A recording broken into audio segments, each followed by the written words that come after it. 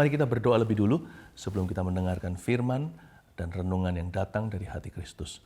Mari kita menyapa Tuhan. Bapa di dalam sorga, kami minta ya Tuhan Roh Kudus-Mu datang menjamah kami semuanya. Tuhan beri kami iman, beri kami visi dan penglihatan untuk negeri kami dan untuk hidup kami masing-masing. Tuhan cinta Indonesia, Tuhan mau pakai bangsa Indonesia menjadi alat dan instrumen berkat di antara bangsa-bangsa. Kami percaya itu dengan segenap hati. Sampaikan firman-Mu, angkat setiap hati yang telah tunduk ya Tuhan, yang telah hilang semangat, Engkau yang menyambung bulu yang patah terkulai tidak akan terpatahkan. Terima kasih Tuhan, dan setiap hati yang terluka pun Kau balut saat ini juga. Tuhan ada urapan dalam janji Tuhan. Dalam nama Yesus. Amin. Mari kita buka firman Tuhan sesuai dengan topik yang diberikan untuk saya. Yesaya 41 ayat 10, satu ayat saja. Bunyinya begini, janganlah takut, sebab aku menyertai engkau. Janganlah bimbang, sebab aku ini Allahmu. Aku akan meneguhkan, bahkan akan menolong engkau. Aku akan memegang engkau dengan tangan kananku yang membawa kemenangan. Firman ini Tuhan cetuskan lewat mulut Nabi Yesaya kepada bangsa Israel, umat pilihan Allah. Saya percaya hari ini Tuhan juga memilih Indonesia. Paling tidak karena ada orang-orang percaya yang berdoa, Tuhan matanya tertuju kepada bangsa kita. Saya tahu Tuhan punya rancangan yang luar biasa. Orang-orang Indonesia itu ditentukan untuk jadi berkat. Tapi sekarang yang kita alami di hadapan kita, di depan mata ini adalah rintangan dan tantangan.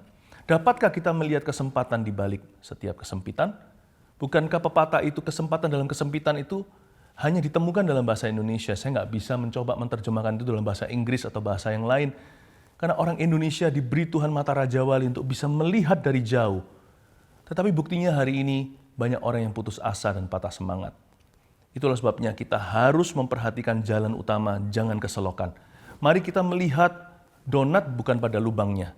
Mari kita melihat berkat Tuhan yang menanti kita. Pertama-tama Tuhan berkata, janganlah takut sebab aku menyertai engkau. Lalu disambung, janganlah bimbang sebab aku ini Allahmu. Dua kalimat ini adalah sebuah perintah yang mengandung janji. Sekali lagi, ini bukan hanya perintah saja, tapi ada janji Tuhan di baliknya. Dan ini bukan sekedar janji seolah-olah kita pasif hanya menerimanya. Tapi ada sebuah perintah yang Tuhan berikan dan sangat jelas, yaitu jangan takut. Jangan takut itu bukan saran, tapi perintah Tuhan, karena ada kata jangan.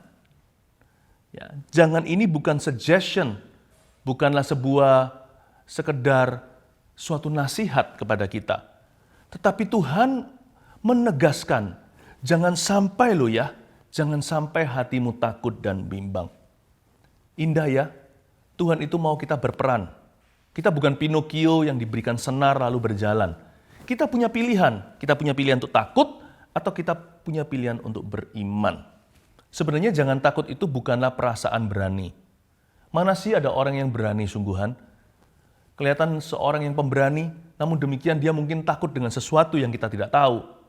Mungkin dia gagah perkasa, badannya berotot baja.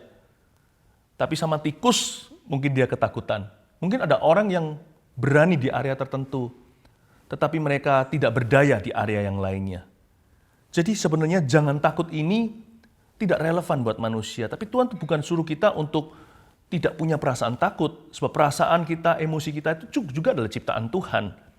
Jangan takut di sini adalah sebuah tuntunan agar kita fokus pada penyertaan Tuhan. Dan supaya kita percaya kepada janji Tuhan lebih daripada sekedar melihat keadaan. Janganlah takut adalah sebuah pilihan untuk merasakan Tuhan, bukan badai taufan. Ketika Petrus berjalan di atas air, siapa nggak takut sih sekalipun dia nelayan dari lahir. Dari bayi sudah bisa berenang ceritanya begitu. Tetapi sekalipun dia sudah turun-temurun nelayan, siapa nggak takut sama badai taufan? Ketika dia berjalan di atas air, dia menyadari, oh kok bisa ya? Aduh, celaka. Aku pasti tenggelam. Ketika kita merasakan badai melebihi daripada merasakan Tuhan, disitulah rasa takut bukan menjadi perasaan, tapi menjadi suatu kelumpuhan. Dan Tuhan tidak mau kita merasa demikian selama pandemik ini. Saya tahu kita punya alasan yang sangat sah untuk takut ini, takut itu. Tetapi mari kita memilih dengan iman untuk percaya Tuhan dan bukan didikte oleh keadaan. Coba bayangkan, kenapa anjing menggigit? Kadang-kadang kalau kita mau jujur observasi, anjing itu ketakutan. Jadi seekor anjing yang ketakutan itu lebih bahaya. Keluar seluruh taringnya. Nah, kita manusia diciptakan dalam gambar dan rupa Allah kok tidak melawan segala sesuatu yang mencekam hati kita hari ini. Segala sesuatu yang mematahkan semangat kita. Harusnya kita lawan arus. Bukankah kita memegang perlengkapan senjata Allah, yaitu firman Tuhan, ketopong keselamatan, baju sirah keadilan, pedang roh, yaitu iman, yaitu firman. Kita diberikan oleh Tuhan kuasa untuk berdoa. Kita diberikan karunia untuk berdoa di dalam Roh Kudus. Kita diberikan kebenaran. Jadi seharusnya kita tidak boleh kalah dengan keadaan. Jangan takut adalah sebuah perintah. Dan kalau Tuhan berkata janganlah takut, berarti memang di atas segalanya, pada akhirnya orang yang kenal Tuhan, tidak ada sesuatu apapun yang perlu ditakutkan. Karena Tuhan memberi janji, kamu jangan takut ya. Lalu Tuhan bertanggung jawab dengan perintahnya, dia berkata, sebab aku menyertai engkau. Kamu jangan takut, sebab aku akan beserta. Aku akan campur tangan, aku akan turun tangan, aku akan berbuat sesuatu. Jangan ngomel dulu, jangan mengeluh. Jangan seperti bangsa Israel belum perang sudah WO. Udah gagal sebelum mencoba. Lari dari ring tinjunya sebelum mulai ronde 1. Jangan takut itu berarti tetap percaya. Aku tahu perasaan takutmu, tapi jangan biarkan itu melumpuhkanmu. Aku besertamu, aku gandeng tanganmu, ayo masuk ke ring tinju. Nanti pada akhirnya, kemenangan adalah milik orang yang benar dan percaya kepada Tuhan. Janganlah bimbang sebab aku ini Allahmu. Bedanya bimbang dengan takut di sini. Kalau takut itu perasaan takut. Kalau bimbang itu adalah paradigma. Jangan bimbang sebab aku ini Allahmu. Tuhan sedih loh ketika keabsahannya dipertanyakan, ketika kebenarannya diragukan. Sebab ketika kita itu bimbang, itu bukan bicara soal perasaan kita. Itu berarti karakter Tuhan yang kita pertaruhkan dan pertanyakan. Kalau saya bimbang dengan perkataan seseorang, aku akan kembali lagi ya. Kalau kita ragu sama perkataannya, yang kita ragukan bukan perkataan orang itu. Yang kita ragukan adalah orang itu. Kalau kita bimbang sama Tuhan, Tuhannya tersinggung dong. Tuhan bisa merasa, loh kenapa kamu ragu dan meragukan aku? Kenapa kamu mempertanyakan sesuatu yang sifatnya udah jelas-jelas? Tuhan itu tidak berubah. Waktu kita bertanya, apa iya? Tuhan berkata sama Abraham, kamu akan menjadi bapak bagi segala bangsa-bangsa. Meskipun dia masih mandul, udah tua, hampir umur 100, tidak punya satu pun anak kandung. Dia tidak punya keturunan. Bagaimana bisa menjadi bangsa-bangsa, bapaknya bangsa-bangsa? Tapi untungnya Abraham tidak berkata apa iya. Dia percaya dan Tuhan memperhitungkan itu sebagai kebenaran. Dan Tuhan bangga, Tuhan senang. Cara terburuk untuk menista Allah adalah meragukan dia. Cara yang paling mengejikan untuk mendukakan hatinya adalah bimbang akan karakternya. Seolah-olah kita berkata, Tuhan kau bohong, Tuhan kau berdusta. Apa iya? Masa? Kata masa itu bukan meragukan kita. Ya kan imanku kurang besar. Kan saya ini masih belajar percaya. Bukan. Itu bukan perkara perasaanmu. Meragukan dan bimbang akan Tuhan itu menuduh bahwa Tuhan itu berdusta. Karena itu jangan bimbang. Iman itu bukan size-nya, ukurannya. S, M, atau L. Small, medium, atau large. Iman kita bisa pas-pasan nggak apa-apa. Tetapi jangan pernah kita bimbang Tuhan itu siapa di hidup kita. Tuhan adalah gembala kita, tak akan kekurangan kita. Jangan pernah, pelan-pelan ketika kita melihat karakter Tuhan, iman kita bertumbuh dan bertambah. Iman kita bisa pas-pasan. Tapi gambar Tuhan jangan dikorting sama sekali. Tolong jangan pernah dipotong. Kalau sama Tuhan itu jangan lihat dia setengah-setengah. Meragukan Tuhan alias bimbang.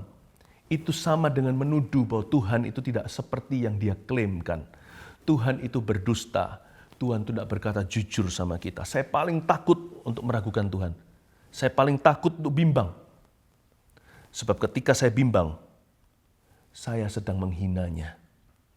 Sebab Allah yang tidak bisa dipercayai bukanlah Tuhan yang patut untuk disembah dan diagungkan. Kalau Tuhan berkata, akulah Tuhan yang memeliharamu, Yehovah Jireh. Meskipun saya belum alami semua pemeliharaannya, saya percaya dengan segenap hati. Kalau saya belum mengalaminya, saya paling-paling berkata begini, mungkin belum waktunya. Tapi saya nggak berani meragukan Tuhan. Saya nggak pernah berkata, masa Tuhan itu Yehovah Jireh, Allah yang menyediakan segala sesuatu. Saya nggak berani sinis sama dia. Kalau mau koreksi introspeksi, saya akan koreksi diri dan berkata, mungkin waktu Tuhan belum tiba, atau mungkin aku masih dibentuknya. Belum layak untuk menerima berkat tertentu. Lebih tepatnya bukan layak lah ya. Layak sih kita semua nggak layak. Kita semua dilayakkan oleh darah anak domba Allah. Tapi mungkin aku belum ready, belum siap untuk itu. Kalau saya memang harus sinis, saya sinis pada diri sendiri. Saya nggak berani bimbang sama Roh Kudus. Sebab aku ini Allahmu, kata Tuhan. Sebab aku ini, aku tidak berubah. Yesus tetap sama dahulu, sekarang, sampai selama-lamanya. Janganlah bimbang, sebab aku ini Allahmu, berarti yang dipertaruhkan adalah karakter Allah, integritasnya, siapa dia. Karena itu orang yang bimbang, kehilangan karakter Tuhan. Orang yang ragu, kehilangan hubungan.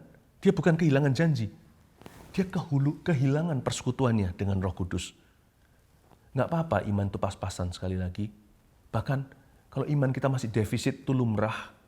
Makanya para rasul, murid Yesus berkata begini, Tuhan, increase our faith atau tambahkan imanku.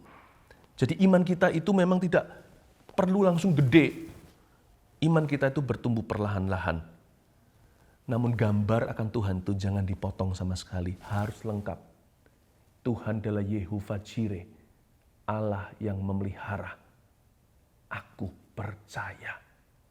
Tuhan, bantulah aku yang kurang percaya ini. Boleh berdoa begitu. Dan berkata, Tuhan, tambahkan imanku. Jangan bimbang ya. Perkataan, masa, apa iya, itu menista Allah. Mendingan kita belajar. Kalau kita ragu, kita diam dulu dan berkata, Tuhan, tumbuhkan imanku. Aku akan meneguhkan, bahkan akan menolong engkau. Aku akan memegang engkau dengan tangan kananku yang membawa kemenangan. Ada 3 lapis berkat Tuhan dalam janji ini. Dalam janji yang keluar dari sebuah perintah, jangan takut, jangan bimbang. Perintah yang mengandung janji itu ada 3 kategori. Yang pertama, aku akan meneguhkan. Yang kedua, aku akan menolong. Yang ketiga, aku akan memegang engkau dengan tangan kananku. Tangan kananku yang membawa kemenangan. Tuhan itu memberi kita jalan ke depan, ke belakang, dan ke atas. Artinya begini, aku akan meneguhkan. Itu berarti Tuhan mau membawa maju kita semua dalam rencana Allah. Katakan amin. Aku akan meneguhkan. Kata meneguhkan itu strengthen dalam bahasa Inggrisnya. Itu akan memperkokoh. Berarti fondasinya udah ada. Dia tinggal ditambal atau ditambah fondasi. Kan ada ya, bangunan yang mau dibangun lebih tinggi jadi kita tambahkan fondasi. Ya bayar harga sih. Tambah baja, tambah beton dan bajanya. Paku bumi ditambah beberapa biji. Supaya nanti bisa mencakar langit. Kalau kata meneguhkan di situ, bukan mundur ke belakang. Itu dibawa maju ke depan dalam rencana Allah. Kita imani dulu. Anak-anak Tuhan bagi Indonesia, kalau bukan kita yang berdiri di antara Allah dengan bangsa kita, itu inti syafaat. Siapa lagi kalau bukan umat Tuhan yang mengenalnya, kalau bukan umat pilihan Allah. Kalau bukan anak-anak Tuhan seperti Anda dan yang saya yang berdoa, bukankah tidak ada jalan kepada Bapa kecuali melalui Kristus? Yaitu kita yang mengenal Kristus yang bertanggung jawab untuk membawa bangsa kita kepada Bapa. Di dalam doa syafaat. Ayo kita beriman dulu. Kalau garam kehilangan keasinannya, dengan apa dia digarami? Dengan apa diasinkan kecuali dibuang di bawah tanah dan diinjak-injak? Percuma, tidak berguna. Orang Kristen, anak Tuhan, orang-orang yang mengaku percaya Yesus, tidak boleh ragu, tidak boleh bimbang. Nah kalau kita bimbang, siapa yang kuatkan mereka yang di luar sana? Kita harus percaya dulu. Nanti setelah itu kita bisa meneguhkan iman mereka yang lemah. Atau mereka yang tidak beriman sama sekali. Atau mereka yang belum kenal Tuhan, supaya mereka bisa mengerti rancangan Allah. Aku akan meneguhkan, itu berarti Tuhan akan tambahkan. Apa yang sudah ada, yang sudah baik itu, aku akan increase, aku akan memultiplikasikan 30, 60, 100 kali ganda. Saya percaya di Indonesia ada berkat-berkat dasar yang Tuhan telah berikan. Modal-modal awal, sumber daya manusia yang bagus, atau sumber alam yang Tuhan sudah ciptakan. Saya percaya di hari-hari kemudian, Tuhan akan meneguhkan itu, memperkokoh dan membawa maju dalam rencana Allah. Kalau dulu kita hanya bisa ekspor bahan baku, sekarang kita sudah bisa sampai ke packagingnya. Nanti saya percaya Tuhan memberi kita ilmu-ilmu berikutnya. Karena itu sekarang jangan mengeluh percuma, itu hanya berputar-putar di padang gurun, malah nanti mati di padang pasir. Sekarang waktunya kita mensyukuri 5 roti 2 ikan. Meskipun di depan terbeberkan sebuah kebutuhan yang tidak mungkin kita bisa isi 5.000 orang kelaparan, itu hanya laki-laki. Tapi kalau kita bisa syukuri apa yang ada di tangan, Tuhan akan memperkokoh dan meneguhkan itu dan membawa maju. Saya yakin satu jalan aja dalam Kristus, yaitu maju ke depan. Seperti lagu nasional kita, maju tak gentar. Asal hati kita benar. Berikutnya aku akan menolong engkau. Kata menolong ini berarti mundur ke belakang. Menolong ini rescue. SOS. Ya. Tolong kami, help me. Aku akan menolong engkau itu berarti mundur beberapa langkah. Tuhan mau loh mundur beberapa langkah dalam kehidupan bangsa ini maupun kita individu lepas individu. Tuhan mau mundur beberapa langkah ke belakang untuk menjemput keterbelakangan kita atau kegagalan kita. Untuk menjemput kita dan menyelamatkan kita. Tuhan masih mengabulkan doa. Dia masih menjawab jeritan kita. Tuhan tolong, orang lain sudah maju, saya ketinggalan. Orang lain sudah maju 10 langkah, aku ketinggalan 1000 langkah. Tuhan akan mundur beberapa langkah untuk menjemputmu. Karena itu Tuhan berkata di sini, aku akan meneguhkan. Lalu ada kata bahkan. Berarti Tuhan berkata, aku bahkan bersedia untuk mundur ke belakang beribu-ribu langkah untuk menolongmu.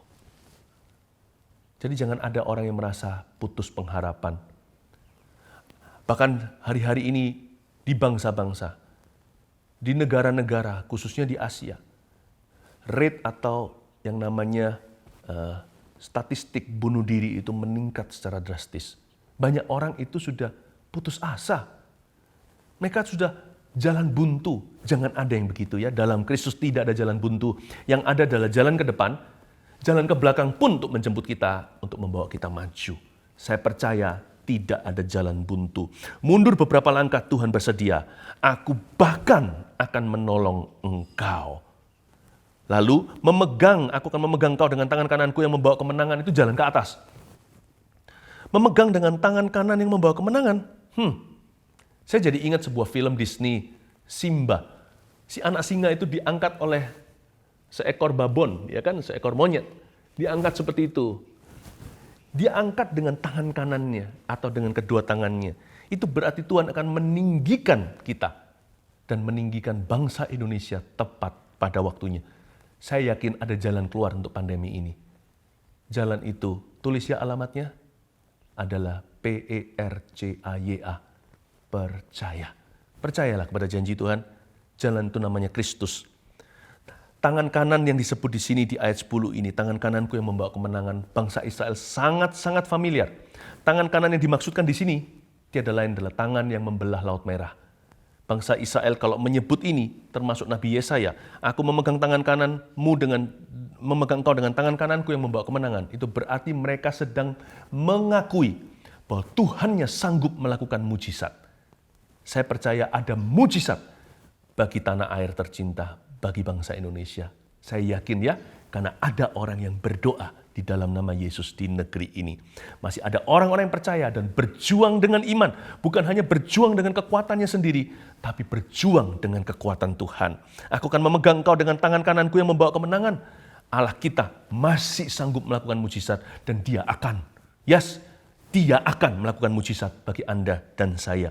Dia akan meninggikan kita tepat pada waktunya. Luar biasa ya, kita punya Allah yang hidup. Tuhan itu bukan Dagon. Dagon itu adalah Allahnya, adalah berhalanya Filistin. Ingat nggak suatu cerita ketika tabut perjanjian itu direbut oleh orang Filistin, ditaruh di dalam kuil mereka? Maka tugu berhala itu jatuh, terpotong-potong lagi. Sampai-sampai orang Filistin harus menegakkan dengan tangan kanan mereka. Supaya berhala mereka bisa berdiri kembali pada tempatnya. Untungnya Tuhan kita bukanlah sesuatu yang mati. Tuhan kita bukan berhala yang perlu ditegakkan oleh tangan kanan penyembahnya. Malah sebaliknya, siapa menyembah Tuhan? Tuhan yang menegakkan orang-orang itu dengan tangan kanannya. Allah kita tidak perlu bantuan kita. Kita yang perlu bantuannya. Dan Tuhan berkata, aku bersedia untuk membantumu. Tangan kananku sudah siap melakukan mujizat bagi orang yang berdoa dan percaya kepada Tuhan. Aku akan meneguhkanmu, bahkan akan menolongmu. Aku akan menegakkan, memegang engkau dengan tangan kananku yang membawa kemenangan. Dimulai dengan jangan takut dan jangan bimbang. Aku berjanji untuk menyertai. Bagi orang-orang yang berdoa, aku berjanji untuk turun tangan. Sebab aku ini Allahmu. Aku tidak akan mengecewakanmu. Barang siapa percaya kepada Tuhan, tidak akan dipermalukan. God bless Indonesia. Tuhan memberkati Indonesia. Tuhan memberkati pemerintah kita. Tuhan memberkati rakyat dan populasi puluhan ribu pulau. Semua ada di dalam hati, mata, dan tangan juru selamat kita yang ingin memberkati. Haleluya. Hatiku rindu melihat kemuliaan-Mu. Hatiku rindu melihat curahan kuasa-Mu di tanah tercinta, negeriku Indonesia. Ku berdoa Indonesia, bagi kemuliaan-Mu, Indonesia, bagi kemuliaan-Mu, Indonesia, bagi kemuliaan-Mu.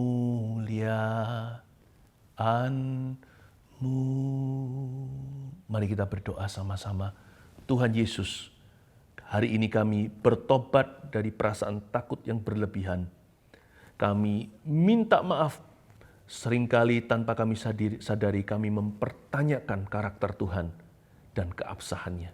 Ampuni kami yang kerap kali bimbang hati ya Tuhan. Mulai hari ini kami pegang perintah-Mu dan kami mau menurutinya. Jangan takut, maka kami tidak akan takut lagi sebab Engkau beserta kami. Jangan bimbang, kami tidak mau bimbang lagi sebab kami mengenal Allah kami. Tuhan, teguhkan bangsa ini, baik secara negeri maupun individu secara pribadi.